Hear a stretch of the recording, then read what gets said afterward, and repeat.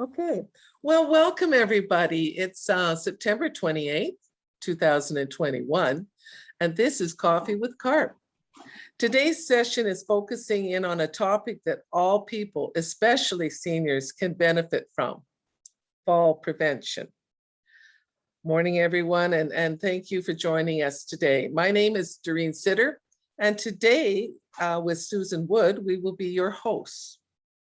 A reminder to all attendees that we do record these sessions to be posted on Facebook and YouTube at a later date. So if you wish, please turn off your video, but you'll still be able to participate in the discussion. Everyone is placed on mute, but feel free to unmute or raise your hand, virtual hand, or place a question in the or comment in the chat box when you want to join in on the conversation. Benjamin Franklin advised Philadelphians that an ounce of prevention is worth a pound of cure.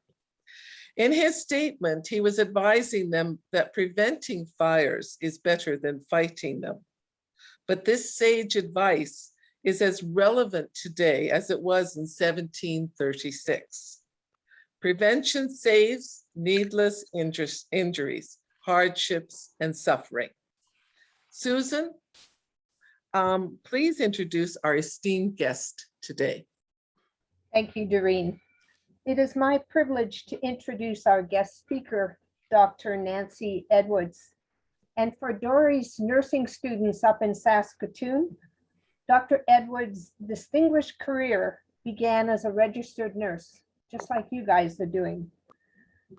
She obtained her undergraduate nursing degree from the University of Windsor and completed a graduate studies in epidemiology at McMaster's University and McGill University. Dr. Edwards is a distinguished professor at the University of Ottawa, and she's a professor, and I have been trying to practice and say this word, and please excuse it. Nancy, maybe you can say it for me. Emerita. Yes, Professor Emerita. I'm close. Thank you. You're very close. I have it all in phonetics here. With the School of Nursing. She has retired, but she's a non-practicing registered nurse.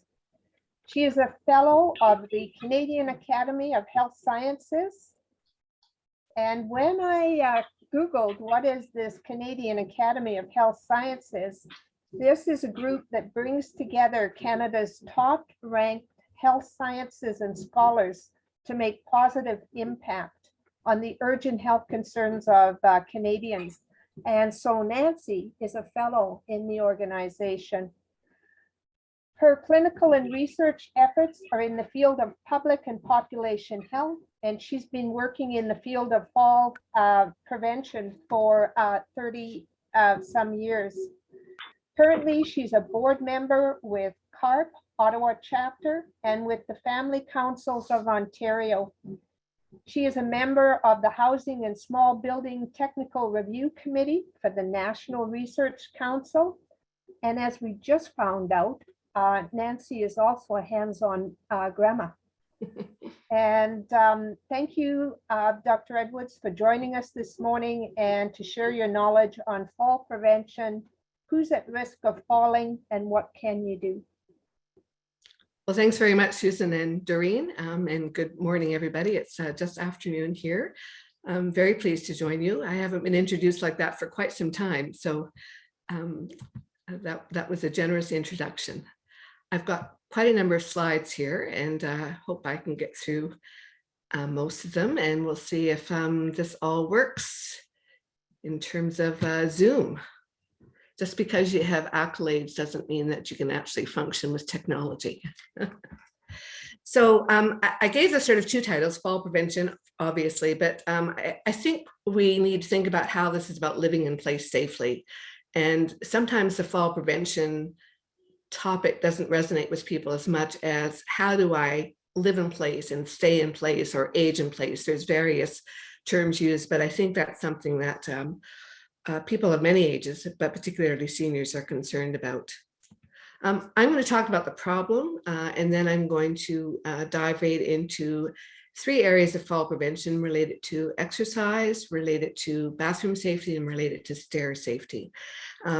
Most of these slides will be made available to you after the session. There's a few I have to take out for various reasons. So it'll be slightly incomplete, but you have the most important information. And there's various links and resources that I provide in the slides, which you may want to look at afterwards. And as Doreen said, please do enter any questions you've got in the chat, and I hope to leave some time for questions at the end.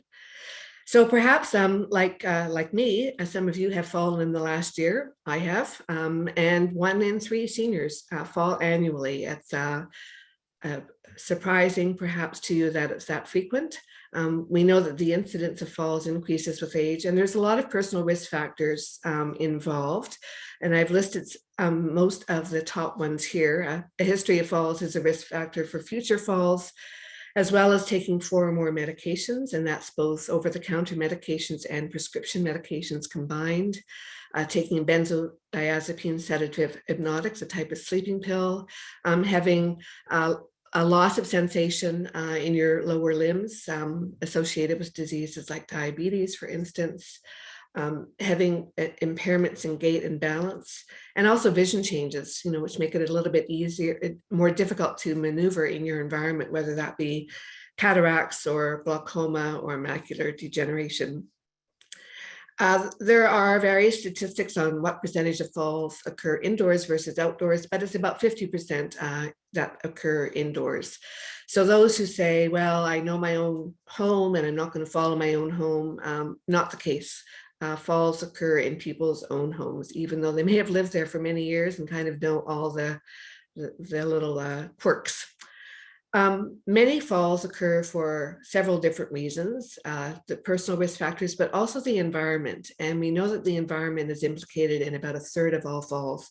And that's going to be a major focus for what I'm discussing today, because it often gets short shrift. And I think it's something where C.A.R.P chapters and other organizations can be very active. We also know that falls across all age groups contribute substantially to both healthcare and social costs, and that cost has actually doubled in 5 years. This is a report that's come up from Parachute just this year, but they looked at falls in the year 2018. So $10.3 billion. So we all pay for falls one way or another. These are 2 graphs that I wanted to show you for contrast purposes. So the one on the left shows fall-related hospital cases and rates among seniors in British Columbia. This was for the first decade of this century, and a comparable chart for motor vehicle accidents. And obviously, there's a striking difference. Fall rates just aren't going down. In fact, there is evidence I'll show you in a minute to show that the rates of falls are increasing. Motor vehicle accidents, also environmental causes. We have really not completely eliminated them, but we've sure turned the corner on that. And I'd like to see the same kind of graph in the future for falls. So we're all part of thinking about how to prevent them. A lot of falls don't even get reported, but those, particularly those that cause injuries, often do. And this is a report on emergency room visits and hospitalizations in 2019 from CAI. And we know that seniors accounted for, from that data, seniors accounted for more than half of all injury-related hospitalizations among Canadians.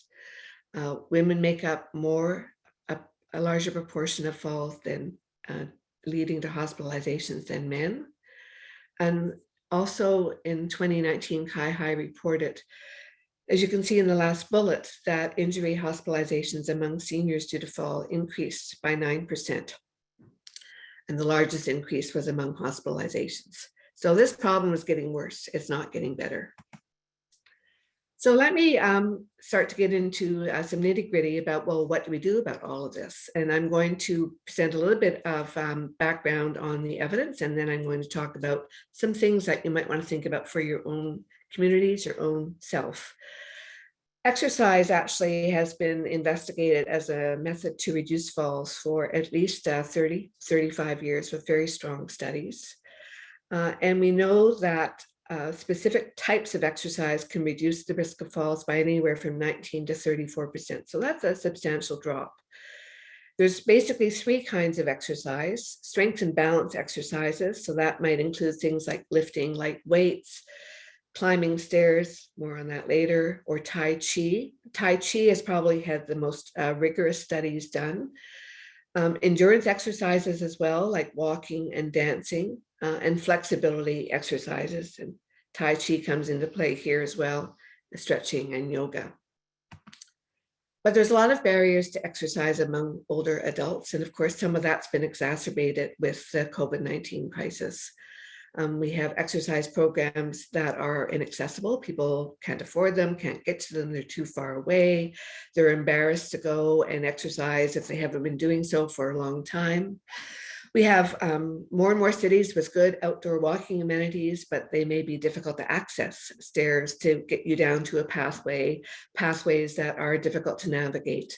A lack of public washrooms is often a big issue and been a controversial one in Ottawa just this summer.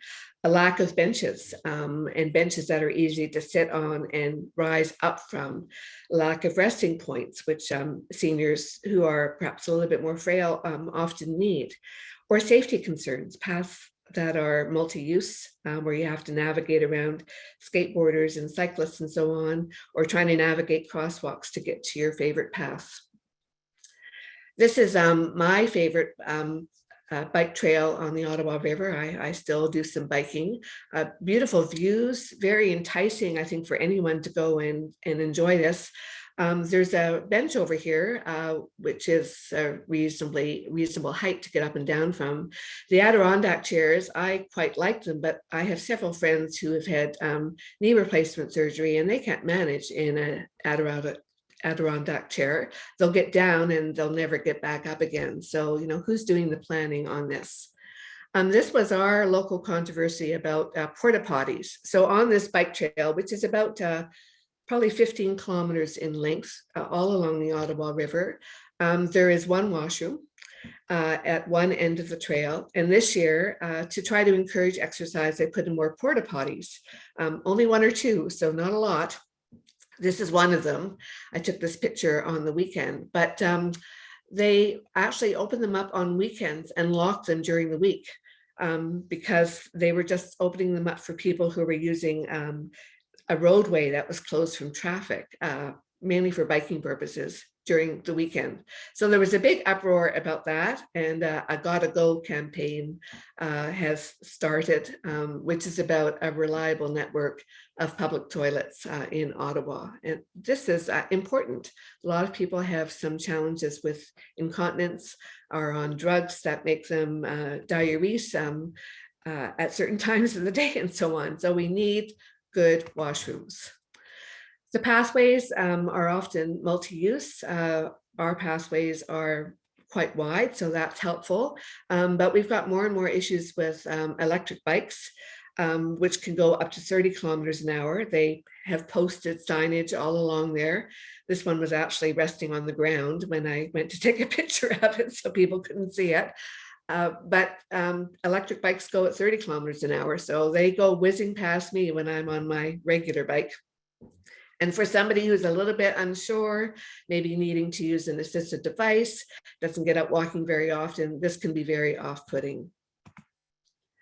And we have all sorts of guidelines for parks and benches, and I've started to look at some of them. It's not even clear which ones sort of supersede others. We also have a National Capital Commission, which is responsible for guidelines for commemorative benches, which don't match the guidelines for benches from the City of Ottawa.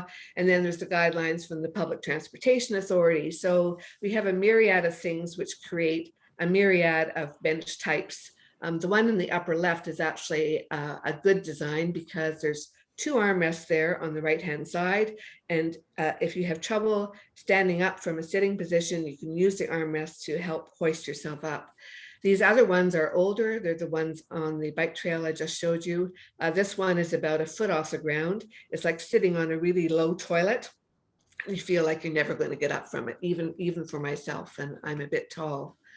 and mixed messages in the guidelines. So this is a guideline with 2 different photos in it, one with a bench that's similar to what I just showed you, very appropriate with 2 armrests here, but here a bench with no armrests. So what are planners to think in terms of what they put in place? And here's the commemorative benches, a common design, a different level of government, but again, different than the others, and only 1 armrest if you sit on either end of the bench. So let me move on to grab bars in bathrooms and showers. And I've been working on this for a very long time. Not for people to get up, but so that people don't sleep on them. Yes.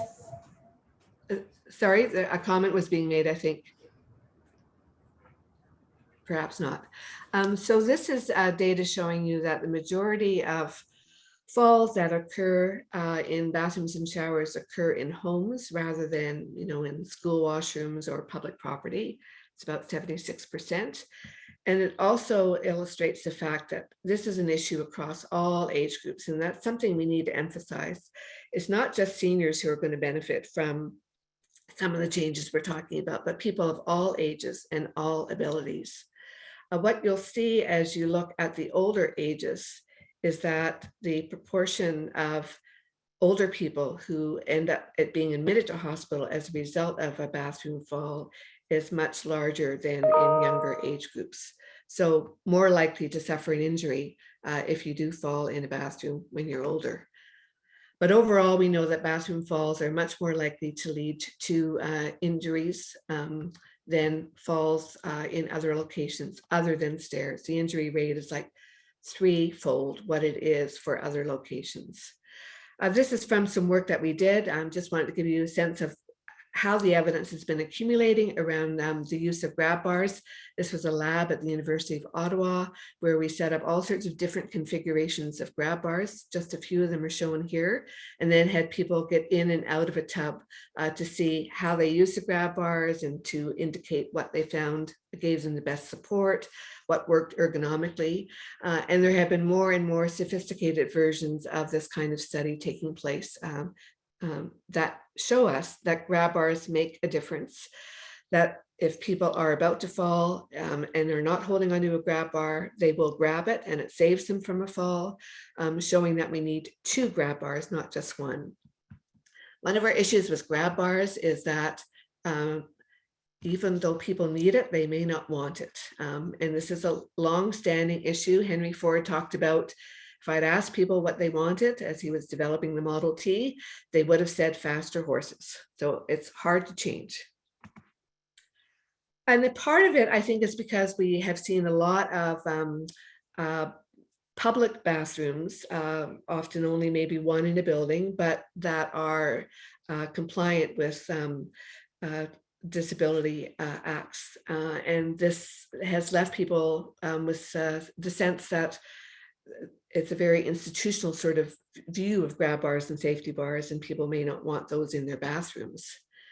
We also have lots of product on the market. This is manufactured tubs, easy to install, can do it in a day. You've all seen the advertisements, but no grab bars in any of these pictures. And in fact, if you drill a hole through the acrylic surround, your warranty is voided.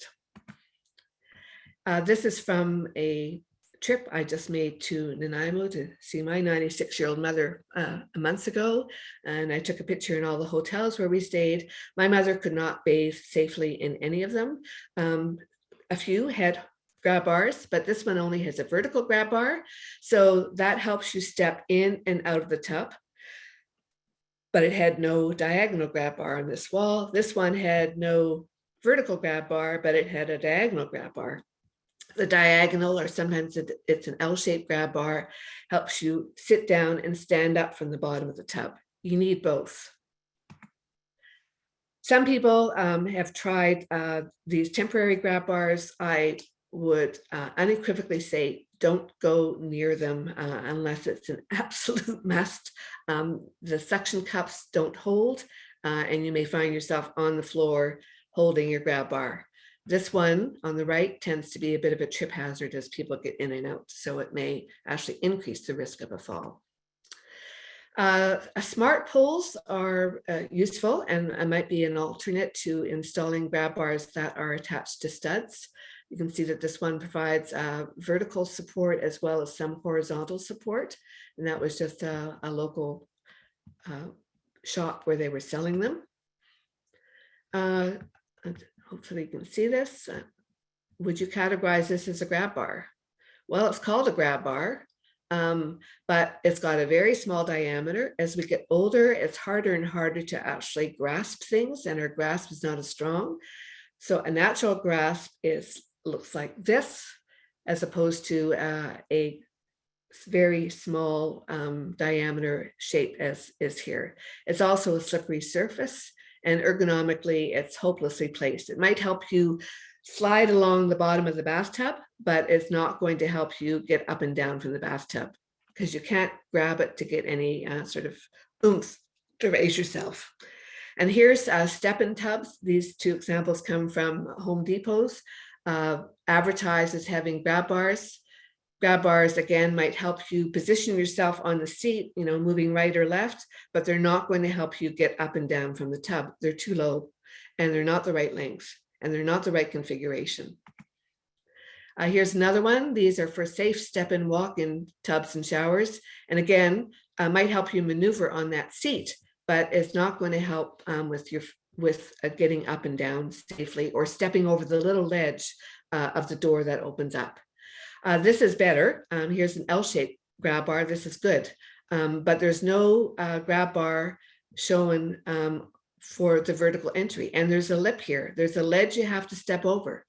So people need the assistance to step over even a small ledge. If you have to raise your foot more than 0.5 of a centimeter, that's more than you usually raise your foot when you're walking. Here are properly installed grab bars. This is from a friend of mine who's younger than me, who had hip replacement surgery, and she got grab bars. She continues to use them, finds them great, and wishes she had installed them long before she had her hip replacement surgery. Aesthetics, we all know what that looks like in the footwear industry. So we need to think about this for bathroom grab bars, and there are renovators who are giving this a lot of thought. They're working with occupational therapists. They're certified to do that kind of work. Here's a bathroom of another friend of mine who has bad arthritis, and everything here is a grab bar, even though it may look like something else. It's been properly installed into a stud, and it will take the force of a fall and her weight when she uses it. She's also got a bench. She has a bar here that is like the smart bar. This comes out so she can get the horizontal support and the vertical support. Also in the bathroom, she's got a towel rack that is a grab bar. It's been properly installed. It can carry the weight, and she's got another grab bar down by the toilet here. So I think designers are starting to pay more attention to aesthetics, and nothing about that looks institutional to me. So there are options on the market. There are a lot of mixed, incomplete, lots of inaccurate information about grab bars, and particularly about their installation. You can check these out if you want to see examples of how not to inform the public. And I've written out a few examples here. So this one is from Lowe's. It says grab bars can be placed vertically, horizontally, or diagonally. Wrong. You need the two. Here's from the Canada Safety Council. You think they would have it right. It says install a grab bar within easy reach. That's a pretty vague instructions for somebody who's thinking about putting a grab bar or 2 or 3 in their bathroom. And here's from the Canada Mortgage and Housing Corporation of their condo guide. A bathtub has solidly installed grab bars for safe entry and exit. So yes, but it doesn't go far enough. It doesn't tell you about diameter. It doesn't tell you about length. It doesn't tell you about exactly where to install it. And it doesn't say anything about the diagonal bath bar on the edge. This is the best that I have seen, instructions for installation. I won't read through it, but it really gets into the specifics. I think the diagram's a bit daunting though, but some other people are developing another resource right now, which should be ready soon, and I'll mention that. So you've got to get the right grab bars, but you also have to get them installed correctly, or they're going to come down with you when you fall, even when you're holding on to them. How am I doing for time? I forgot to bring my watch with me. About 10 minutes left. Okay, so this is About 15, at Oh. max, about 10, 15 minutes left. And then we'd still have time for questions. That's great. I think I can do it. So let's move to the third topic, which is stair and stair falls. And this is, I think, what seniors are even a bit more concerned about, because there's a lot of Canadians, over half the population over 55, who actually have difficulty climbing stairs. And as you know, even if you live in a bungalow like I do, I still have to navigate stairs to go down to my basement. I have to navigate stairs up my back deck. I have to navigate stairs up to my front entrance. So accessibility is not just about, with stairs, is not just about a two-level home. Stairs are reported as a main reason for needing to move or restricting use to a single floor. But most seniors, and this has been repeated in survey after survey, want to age in place. We know that indoor and outdoor stairs are very common locations for falls and common locations for injurious falls. About 10% of injury costs due to falls across all age groups are on stairs. This is something to keep in mind. This is from a study that we did where we asked seniors to report what caused a fall on stairs and what made stairs difficult to use. Most of them said that the cause of the fall or what made stairs difficult to use was something to do with their own health status. And maybe that was implicated, but what they didn't talk about was, and I'm trying to show this, any sort of environmental factor, whether structural, for example, are there handrails there, or non-structural, such as scatter mats. So as long as we continue to blame ourselves and something about our health status as the sole reason for a fall on stairs or in bathrooms, then we never get to the root cause and the prevention strategies that I'm talking about today. Oh, now I'm frozen. Let's see. Doesn't want to advance.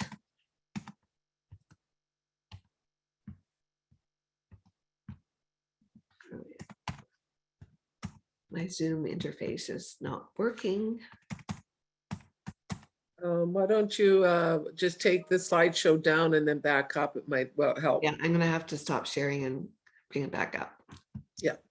While you're getting that back together, when you're talking about, I was noticing on the grab bar thing is that we went, because I have some difficulty with mobility, and all of our bathrooms have a toilet roll holder.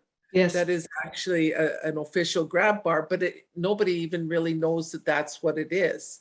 Yeah. Because it aesthetically looks quite different, like looks quite architectural. Yeah. And I have 4 bathrooms and I've installed one in every one, and boy, does that ever help. It sure does. But as you say, things don't get labeled. So likewise, something that is just a towel rack, people may look at it and say, well, it must be a grab bar, but it's not. And down they go, right? Yeah, absolutely. Okay, how's it going there? Okay, I'm back up, I think. You can see it. So this is just an example of, the difference between structural and non-structural environmental hazards. And I think we need more emphasis on the structural. So the scatter mats are non-structural. You can take those up, and I've got lots of stories, but I don't have time to share them about even how hard it is to convince people to remove their scatter mats. But this, which is from an advertisement, there's no handrail here. So scatter mat might have rubber on the back or be double taped to try to prevent tripping, but down they come with no handrail on the stairs. Just a few terms I'll use in talking about stairs, and perhaps familiar to everybody, but there's the tread where you put your foot, the newel post, which the handrails are often attached to, and this is the riser right here, the height of the stair. There are checklists available. I won't go through this, but this is one that's particularly good, developed by an ergonomist who's done work in this area for years. How do stairs measure up against safety standards? Well, not so well. This is from some recent advertising. So here's a set of stairs, handrail, and then what we call a discontinuity. You have to shift over to the other side of the stair and grab on with your other hand to continue up the stairs. This one is supposed to be a beautiful design for modern housing, but it doesn't meet any of the standards. It's got open risers, a lot of distraction of light, worse as your vision deteriorates, a handrail that stops before the end of the bottom stairs, and totally open on the side, which is really quite unnerving for people who have balance problems. These are stairs down to a basement, and often basement stairs, especially in older houses, are particularly poor because our building codes didn't even take into account basement stairs until fairly recently. But here you see a handrail that's obstructed, so you might be using it, and then all of a sudden you have to lift your hand up around the post and start to resume using it. Here are here's a hint. These have high risers and short treads. The 7-11 rule, 7 inches for the rise and a minimum of 11 inches for the tread, is the usual rule of thumb that's advised for safer stairs. Here's some outdoor stairs, a plank handrail, very difficult to grasp, open risers, which means that you not only are they distracting, but you might step too far forward on stair ascent. Here's a volunteer doing Meals on Wheels work, and look at the stairs she has to navigate. Labor laws shouldn't allow that. These are observations from my neighborhood. This is one of the few 106 bungalows in my adjacent blocks that actually has handrails, less than 5%. As many seniors living in this neighborhood because it's bungalows. This is quite a frail person who lives here. Look at the handrails. They stop before the last step. There's the newel post. So it only helps for the first step. And then there's another step or two here, and there's no handrails at all. Most people have actually had stonework done in their yard, so they're paying for improvements, but they're not getting handrails put in.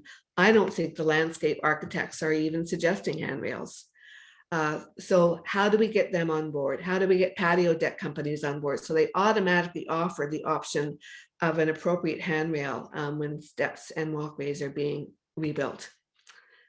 You can look at these examples if you want of beautiful deck designs, no handrails. In fact, one of them is an example of a before with handrails and an after without handrails. These are show-stopping looks, but stair hazards are lurking. Many people think if it's just a few stairs, you don't need to worry about it. Actually, sometimes those stairs are the most precarious because people aren't expecting them. Here is a beautiful home with a lovely front entrance. The newel post finishes on the second to last step. Your handrail grass finishes on the third to last step. These are non-structural changes that can be easily made by moving the planters. It's interesting to see they've actually installed another handrail, a very thin one you can see that goes down to not quite the bottom step, but it suggests that they had problems with the handrails that were in place. More often than not, it's the picture on the right, no handrails. This, I think, emphasizes the importance of handrails even on a single step. Obviously, there have been many trips on this very small change in height, and look at the handrail they've installed to prevent that. Many handrail design faults, discontinuities, insufficient length, newel posts that prevent continuous hand grasp, and handrails that are difficult to grasp. And you can see them all over the place. These are pictures, some of them from Nanaimo, discontinuity on the landing, right? Handrail stops. This is a handrail that's a good shape, but watch out when you get to the last two steps. This is better placement, but the square shape is not the shape of my grip in my hand. I have a round shape when I grip my hand. Tons of problems here, and often we have a lot of old infrastructure as well as newer infrastructure. And in this particular park, the older infrastructure is not up to snuff at all. There's non-uniform steps. There's a tiny little step at the bottom here. It's not flush with the pavement. handrails that are not a good shape, although they've tried to put on contrast paint to make them more visible. These are much more graspable handrail designs that extend beyond the top and the bottom steps. This is the way it should be done in public stairs. And this is from my neighborhood. This is a school that's recently added an extension to the bottom of the step to the handrail so people can use it.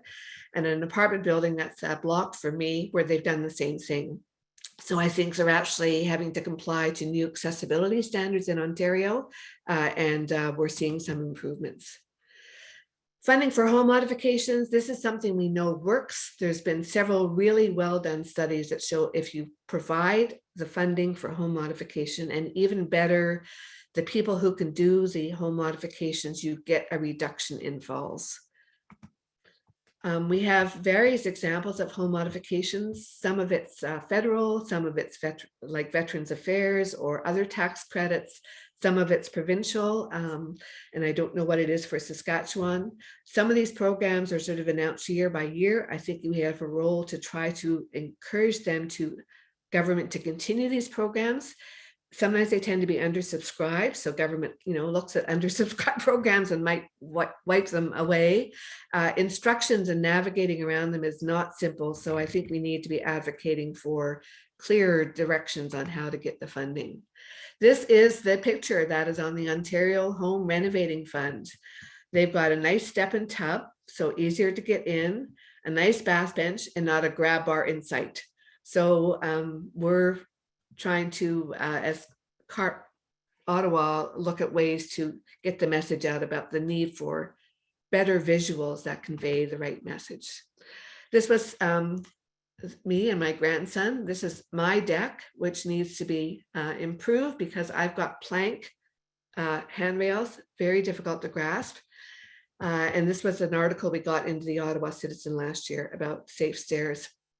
And I think this is an important message about, this isn't just about seniors. Actually, even carrying my grandson, which I still do a lot of, he's 18 months old, I need more supports. I need better handrails and so on to make sure that he doesn't go down with me if I fall. So we've got to get this message across that this is better for everybody. Universal design is better for all people. And these are just some suggestions, and I will just read off the titles because the details are there for you to have a look at. But I think we have got to continue to build awareness of risks for falls at home and in public places and the prevention. There's new resources coming out. This is one that a team working at Toronto Rehab Institute, which is developing a new resource on how to install grab bars. We need to make effective fall prevention choices the easier choices, and there's lots of ways to do that. Those are some ideas. And we need to communicate the public demand for safer options to manufacturers, home builders, and policymakers. All of these require a lot of different actions, but I think together we can make a difference. So thank you. I'll take any questions. Can you just, yeah, good, right. Well, thank you, Nancy. I mean, that was a wealth of information. And as Nancy indicated earlier, she will be providing us with a fair number of those slides that she's just done. So if you are interested in getting a copy of it, just email us at sk@carp.ca and we will definitely send it on. But let's open it up to some questions now. Has anybody got a specific question? On either unmute yourself or put it into the chat. Okay, while people are formulating some of their questions, one of my major thoughts is, do you prefer to see rug or wood stairs? Which is better for people? I think in part it depends on the person. The other thing that needs to be taken into consideration is the footwear. So the footwear, along with the rug or whatever is on the surface, is what creates your coefficient of friction. And you want enough friction so that you don't just slide off. Like that's why we're always after our children not to wear just socks on wood stairs, because there is no friction. Mhm. But you can also have too much friction, and plush rug in particular may create too much friction. So I would say it's a bit of trial and error. If you do have wood stairs, there are strips available to put on them, which give you a bit of a toe hold, but you kind of have to match up your footwear with whatever you've got on your stairs to make it work. Okay. Kathleen is asking, is there a particular company that you are aware of that specializes in aesthetically pleasing grab bars? There are more and more companies springing up across the country. I can't speak for Saskatchewan. I'll give you an example of one here, which you might want to Google just to get an idea of how they advertise themselves and what they do. It's called Reno for Life. So it's RENO and then the number 4 Life. Okay. And they're actually a partner with C.A.R.P in Ottawa, and but they're not the only ones. There are others around. And I know the company that we went through was called Grab Bars for Canada, I think. And they have a number of ones. So again, if anybody is interested, I can send that particular company as well. So I would say And, 2 things to look for with the company, questions to ask. One is whether or not they have an occupational therapist on their team. So you may not need the occupational therapist to come in and assess you. Physically, it's possible they can do it by phone. That bathroom I showed you, the OT had come in because both spouses have some pretty significant chronic health problems, and they're trying to sort of prepare for the future with all of that they've put in. So they had an OT assessment, but they should at least have an OT, an occupational therapist, working on their team, and they should also ideally have certification for working on these kinds of bathrooms. And there is American certification available, which a number of Canadians have, and there's a Canadian version of that certification that is being made available very recently through the Canadian Home Builders Association.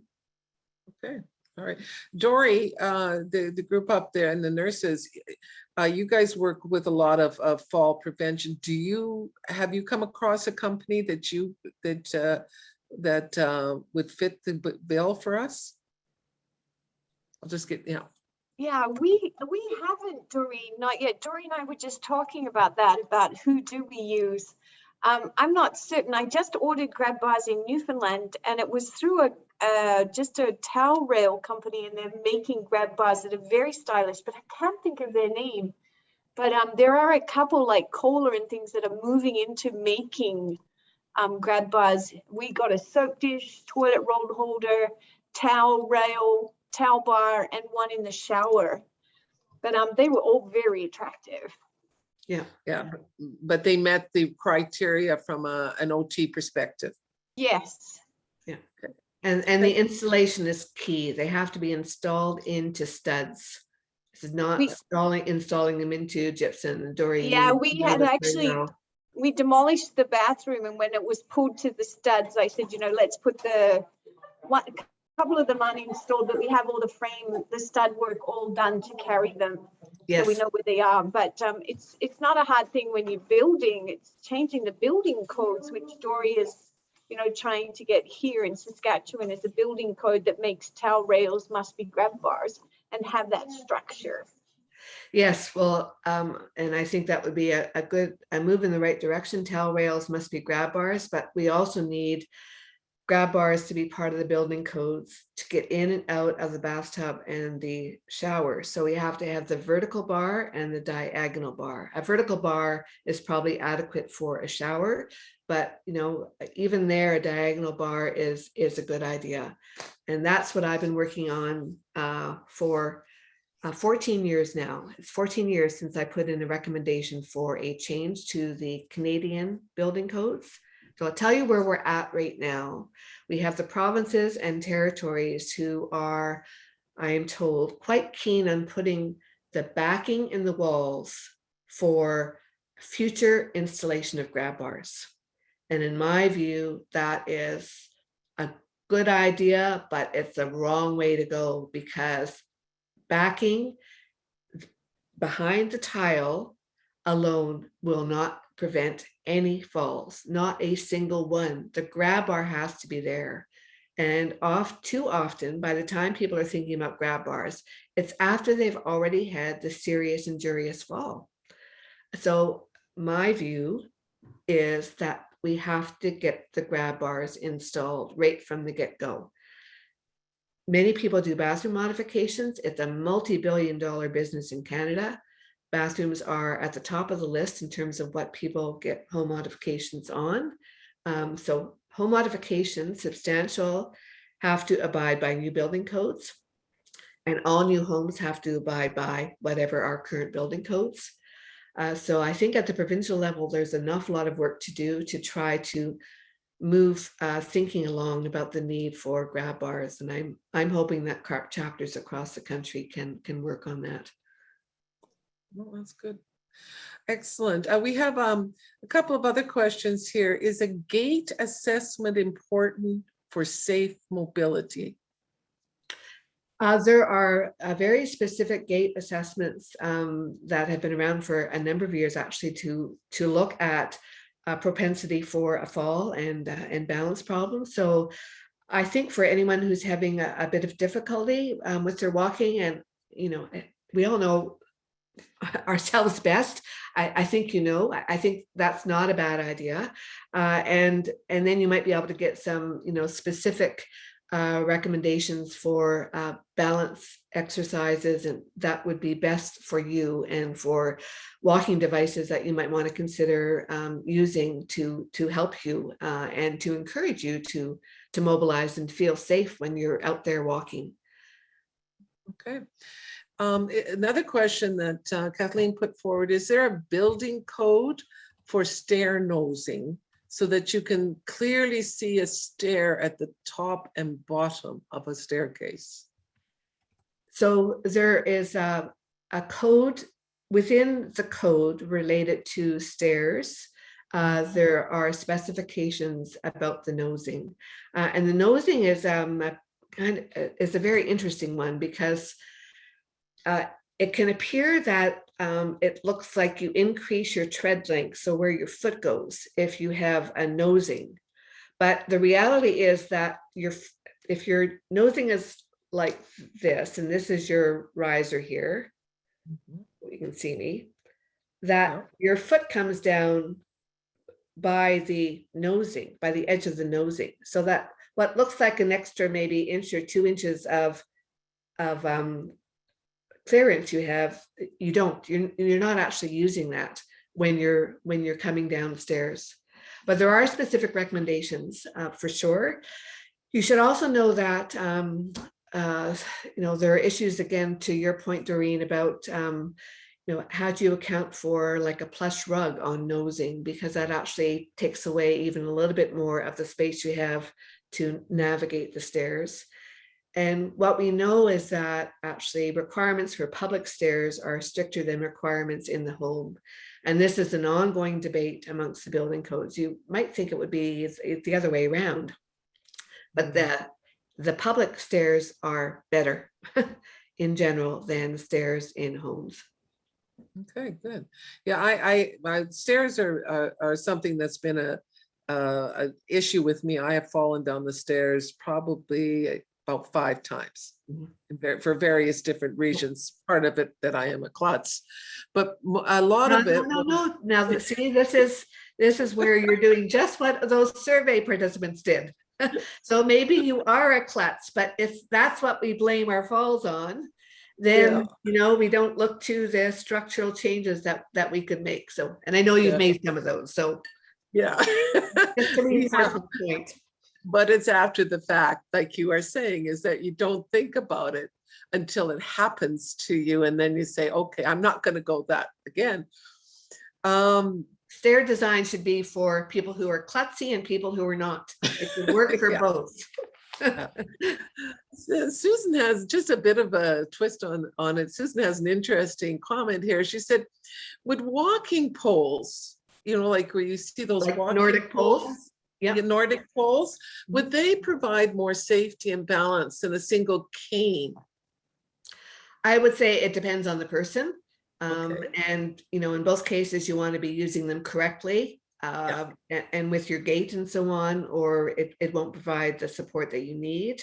That the tips on canes and Nordic poles are really important in getting it right for the weather conditions, because what you need when you're walking on a gravel pathway versus what you need when you're walking on ice and snow are different. There's a series of webinars that we did last year, and I'll make sure that you've got the link to them. One of them actually is about attraction in winter, because you have weather a little bit like we have. We don't look forward to winter. And there's discussion about some of the assist devices that are available. That'd be excellent if you could send us the links and we could post them or here and have people have access to them. Wendy has got a great question. What lighting safety tips do you suggest? Or is there a checklist or resource that you would recommend for lighting? Because again, you can have it harder to avoid or easier to avoid a fall if you actually see your surroundings. Yes.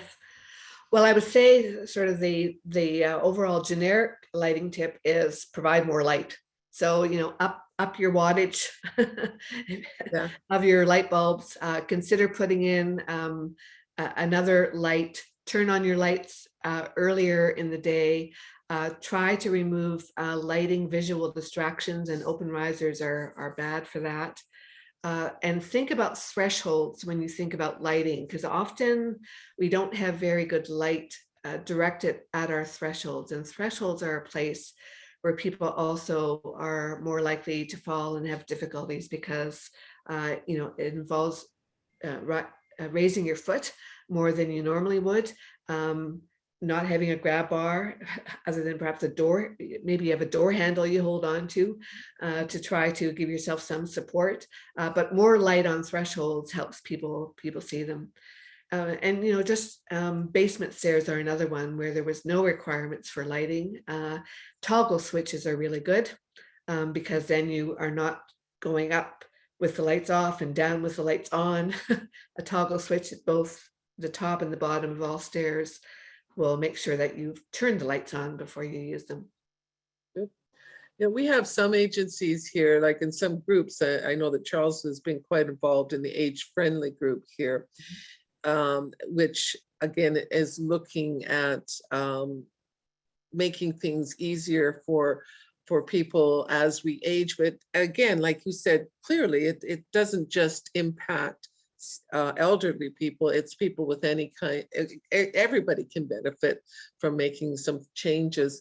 And I really particularly like the fact that public washrooms, because I think there is a lot of times where people avoid going for walks on Wascana because you know what, going around there, I'm not too sure if I'm going to make it sometimes, So it's things that I don't think that a lot of people really have considered.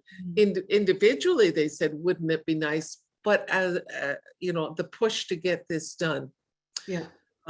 And I think what you've also been telling us is that we really need to start talking and communicating to the people that can make a difference at a grassroots level in respects to building codes, in respects to funding renovations that could help. And in a lot of cases, it doesn't cost a tremendous amount of money. But if you're living on a very small income, it makes it extremely difficult to make some of these changes in your home, where it would be beneficial, because if you fall, you're going to cost society quite a bit more. Yes, society and your family of caregivers, and who wants to be in a hospital, especially with COVID, but who wants to be in hospital at any time? Yeah. Steel-toed boots are CSA approved. What are the chances we could have CSA approving winter boots that would have excellent grips for ice and snow? That's great. Actually, there's work that's been done at the Toronto Rehabilitation Institute about they test in their labs different snow boots, and they actually give them a snowflake designation if they pass the test. That one of our webinars is about that. Excellent. Yeah. So, Okay. and many winter boots, including some that look like they have really good traction because, you know, they've got all the lumps and bumps and so on the bottom. They have tested and have found some of those are very poor. But they know which ones work. So have a look at that webinar. There's a scientist working on that project. Susan is making a comment here that in Saskatchewan, we have a program which is free to participate in. It's called Forever in Motion. And it's an initiative that helps older adults become physically active through volunteer led physical exercise. And so this also provides a form of social connection. So that's something. Yes, and I think there's a lot of programs around like that. Some operate through public health departments or other organizations. Yep. And I think they're very good. Of course, with COVID, what we found in Ottawa is that a lot of the face-to-face ones stopped. Some were able to convert to Zoom, but they had a drop off in participants, and I really worry about the long-term implications of that. You know, how do we get people back walking if they have stopped? Have dropped out. Yeah. Yeah. There also is a home repair program in Saskatchewan that will provide some financial assistance for homeowners with low incomes to make their home more accessible for a person with a housing related disability. So these are some programs, but they're not probably nearly enough. I hate to actually stop this conversation because it's been wonderful, Nancy. And I can't say how much we appreciate you taking the time, and I look forward to the material that you can send us and the links that you can send us so that the people that are online and the people that missed this one can actually have an opportunity to see some of this information. So if you have any ideas on topics that you would find interesting to know more about, like fall prevention, please give us a shout at Coffee with C.A.R.P. It's sk@carp.ca. Attention, Coffee with C.A.R.P. And if you want to know a little bit more about C.A.R.P. and help get us involved, and maybe trying to look at changing those building codes, working with Dory's group up in Saskatoon and seeing what we can push our support or put our support behind these types of things that will benefit not only our older people, but of course, everybody in general. So just please feel free to let others know about this programming. Our next session will not be a regular Coffee with C.A.R.P., but will be in conjunction with our annual AGM on Tuesday, October 19th at 7 p.m. We invite all of you to join us to learn a bit more about C.A.R.P., but we also have a marvelous guest speaker for the evening, Sergeant Bob Patterson. He is a retired police officer who has dedicated his time to educating and promoting awareness of issues concerning seniors. So, on October 19th, he will be speaking on the DNA method of fraud prevention for seniors. So sounds exciting. I'm really looking forward to that. Coffee with C.A.R.P. will resume on October the 26th, 2021, and it will involve a Halloween. So keep your eyes peeled for these notifications through our newsletter and Facebook page. I'll leave you with a quote today from an American football player, Don McPherson. True prevention is not waiting for bad things to happen. It's preventing things from happening in the first place. So go out there, take an assessment of your home, figure out where you can put some needed things in to help you avoid a fall in your future. So till we meet again on Coffee with C.A.R.P, keep smiling and stay safe, everybody. Goodbye, and thanks again, Nancy. You're very welcome. Bye-bye and stay safe. Bye-bye. Bye-bye. Thank you.